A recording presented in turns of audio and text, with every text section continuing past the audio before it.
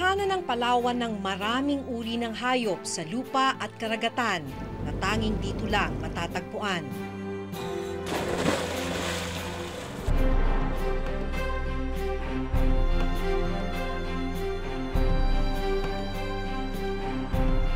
Dahil na rin sa likas na yamang taglay ng Palawan, tinagurian ito bilang The Last Frontier.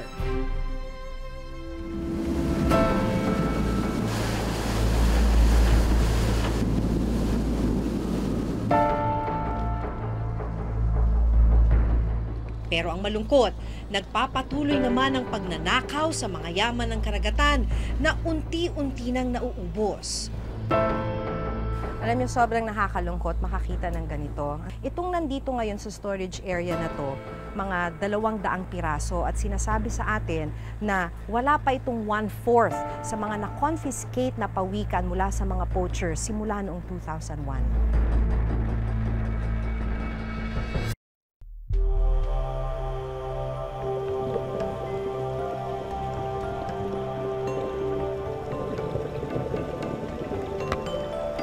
Kanlungan ng Palawan ng iba't ibang uri ng pawikan gaya ng green sea turtle at hawksbill turtle. Yung mga pawikan kasi, of course, part sila ng entire ecosystem. Nagkikip rin sila ng balance sa dagat. Isa sa mga grass trimmers natin, o grass cutters sa dagat. Pag kumain sila pagkakainin nila yung grass, nagre-release sila ng nutrients sa karagatan na yun din ang nagsusustain ng mga ibang organisms na maliliit, mga microorganisms. Indicator sila ng healthy ecosystem. So kung makikita mo sila, malamang may mga isda rin doon sa area.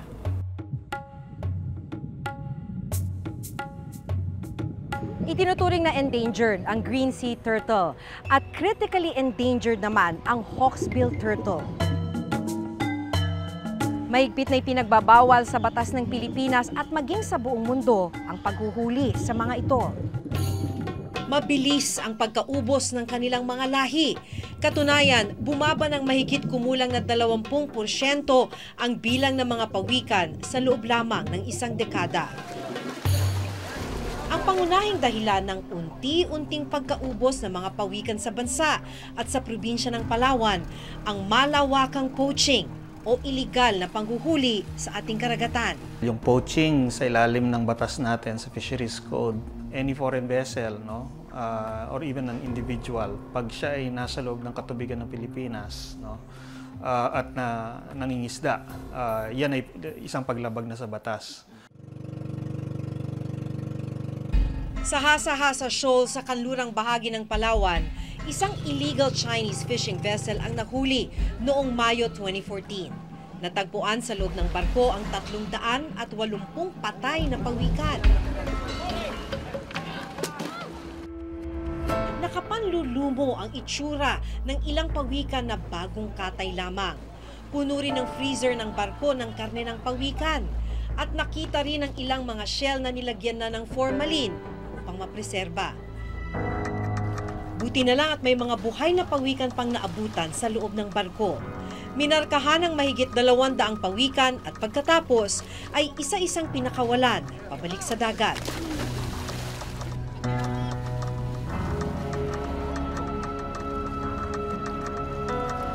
Ayon sa Palawan Council for Sustainable Development o PCSD, ito na raw ang pinakamaraming pawikan na nasabat nila.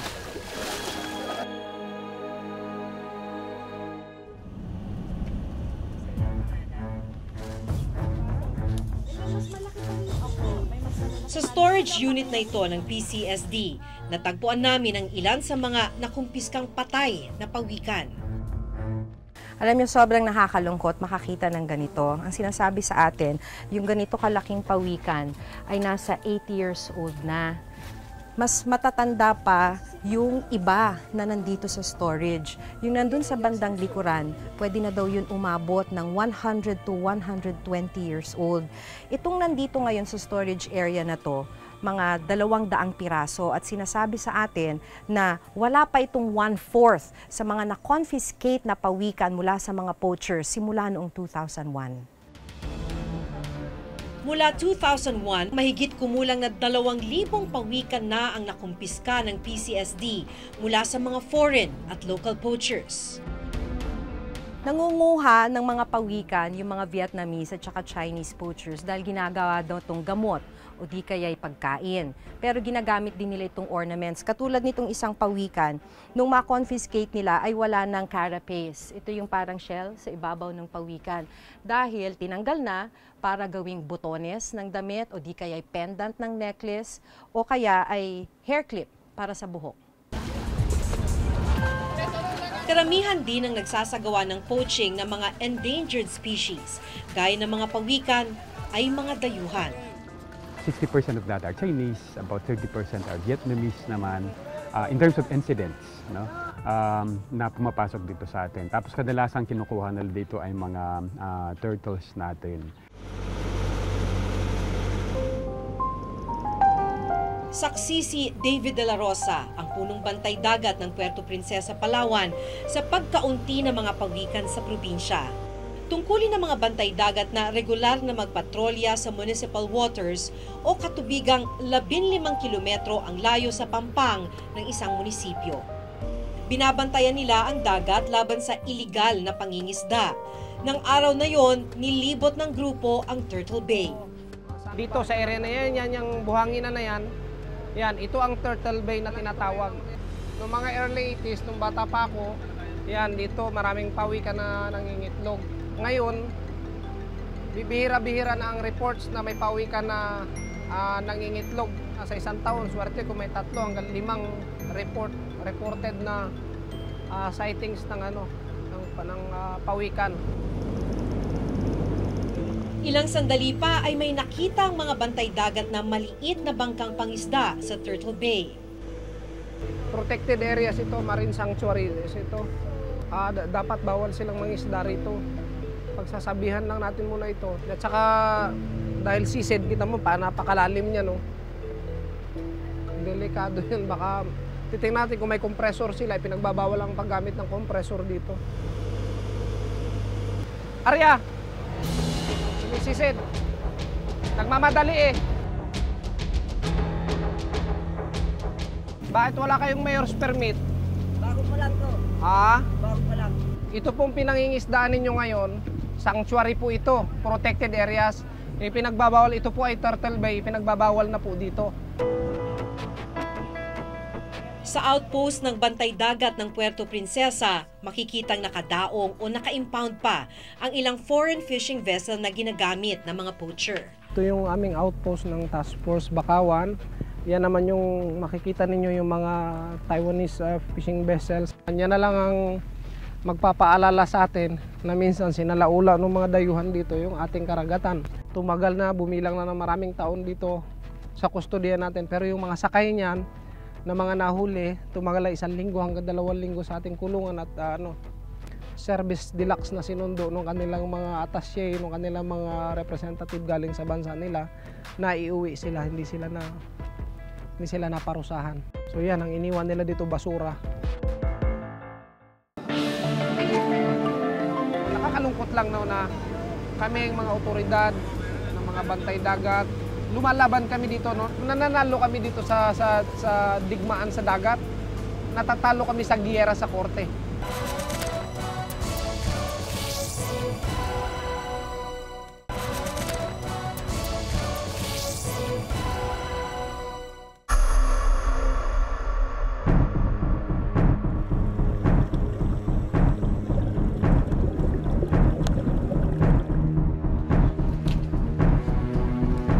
Malaking problema rin daw ang mabagal na usad ng mga isinasampang kaso laban sa mga poacher.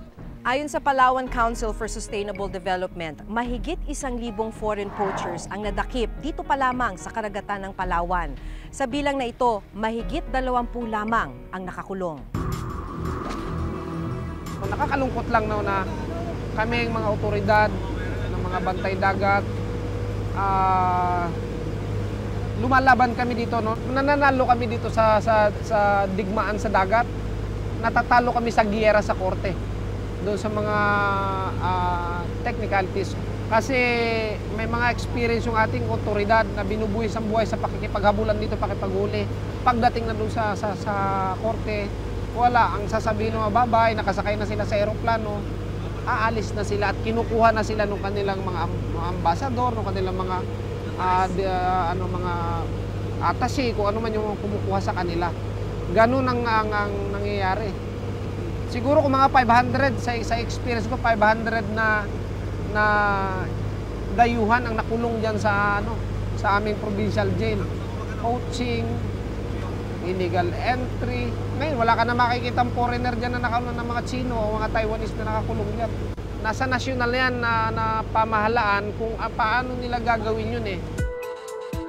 Ang mga Chinese poachers na nahuli sa pinakamalaking operasyon na nakita ng PCSD noong 2014, ikinulong sa Palawan Provincial Jail ang siyam sa kanila at ang 2 menor de edad ay nasa Social Welfare Office ng Palawan. Kinasuhan sila ng 2 magkahiwalay na kaso ng paglabag sa Republic Act 8550 o Philippine Fisheries Code, ang Section 87 o poaching at ang Section 97 o panghuhuli ng mga endangered species. Pero ang parusa, pagbabayad lang ng fine o multa na 4.4 million pesos at 120,000 pesos bawat isa. Hindi na sila makukulong matapos mabayaran ng multa. Pag hindi mo yan naparusahan, babalik at babalik din yan. And in fact, ang problema nga natin before, masyado yatang light yung parusa. May daming repeat offender sa Palawan. Balik ng balik talaga kahit na, kasi nga ang nakakaalpas eh. Hindi yan mauubusan ng pangisdaan yung mga mamamayan natin. Sa ngayon, nabayaran na nilang multa at nag-aantay na lang silang formal na mapalabas mula sa Palawan Provincial Jail. Hindi basta-basta ang pagbabantay laban sa mga poacher, lalo na kung hindi sapat ang gamit at tao. Mahirap, no? Kasi unang-una, like, Palawan is geographically tayo ay isang isla. Kahit saan pwede kang dumaan, no? Sasakay ka ng bangka for as long as there's water, pwede kang umalis, no? Tapos mabitbit mo na yung dadalhin mo. Pangalawa, limitado lang yung ating enforcement agencies, no? Meron kaming sariling enforcer, pero ilan lang kami. Para sa buong probinsya ng Palawan, nasa 10 lang ang law enforcers ng Palawan Council for Sustainable Development o PCSD. Kasi wala kaming boat eh. We work with Western Command, with the Philippine Navy, minsan sa PNP Maritime natin, napakasigasig din ang tumulong sa atin. Hindi pa tayo 100% capable dahil kailangan i-match natin yung requirement ng ating terrain. Una, meron tayong 7,000 islands, 36,000 kilometers of coastline. And I don't think we can ever be fully capable of covering that entire area, considering the resources that you need. And so we needed to have the capability, equipment, or vessels to be able to do the patrols. Yung mga vessels natin, yung iba na-deliver na, yung iba naman ongoing pa yung construction. Ang nakababahala ay tila nagiging mas mautak na mga dayuhang poacher dahil ang ilang mga Pilipino ay ginagawa pa nilang kasangkapan sa krimen. Yung mga Pilipino na, yung mga locals na kanila nababayaran, meron siyang umiikot ng mga Chinese. O di kaya meron silang kausap na Pilipino. Binibili sa kanila isang piraso 10,000, minsan naabot pa ng 20,000, no? Lalo na kung malaki. Nung nakarang taon, ilang maliliit na bangkang pagmamayari ng mga Pilipino at may lamang mga pawikan ang nahuli ng mga otoridad. Hinihinalang ibebenta nila mga pawikan sa mga dayuhang poachers. 70 pawikan ang nakumpiska ng Philippine Navy sa isang abandonadong bangka sa Balabac, Palawan. Dahil sa kahirapan, madaling mahikayat ang mga Pilipino na manghuli ng mga pawikan para sa mga illegal na Chinese middlemen at poachers dahil mas malaki at mas mabilis ang kita dito. Yun yung parang dobleng trabaho. Kailangan talaga yung ating mga locals makipagtulungan kahit na ganun kalaki yung presyo na bayad sa kanila. Tapos dapat siguro magiging visible pa yung ating enforcement agency sa ating karagatan, lalo na sa mga boundaries natin. Malaki ang epekto na nagpapatuloy na panghuhuli sa mga nanganganib na likas na yaman ng bansa. Sinasabi ng isang pag-aaral ng APEC na nasa 70% ng mga barkong dumadaan sa karagatan ng Pilipinas ang nagsasagawa ng iligal na pangingisda. Kaya naman nasa 7.1 billion pesos kada taon ang ikinalulugi ng Pilipinas dahil sa poaching.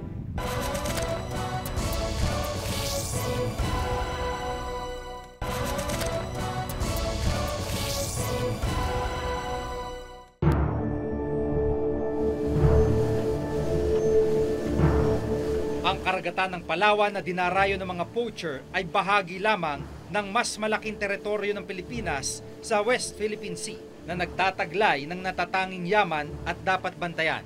More than 60% yata ng ating mga municipalities at saka mga major cities natin, puro yan nasa coastal area.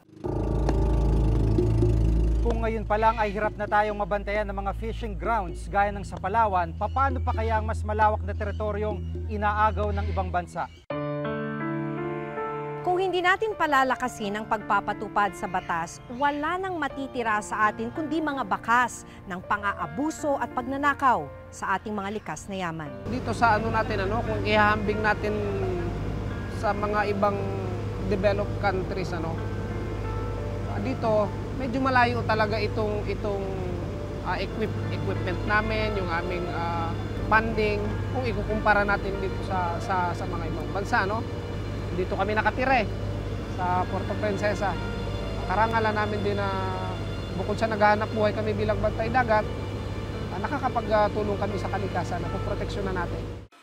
Hanggang sa susunod na Huwebes, ako po si Maki Pulido. Ako si Jigo Manikat at ito nakatala sa aming Reporter's Notebook.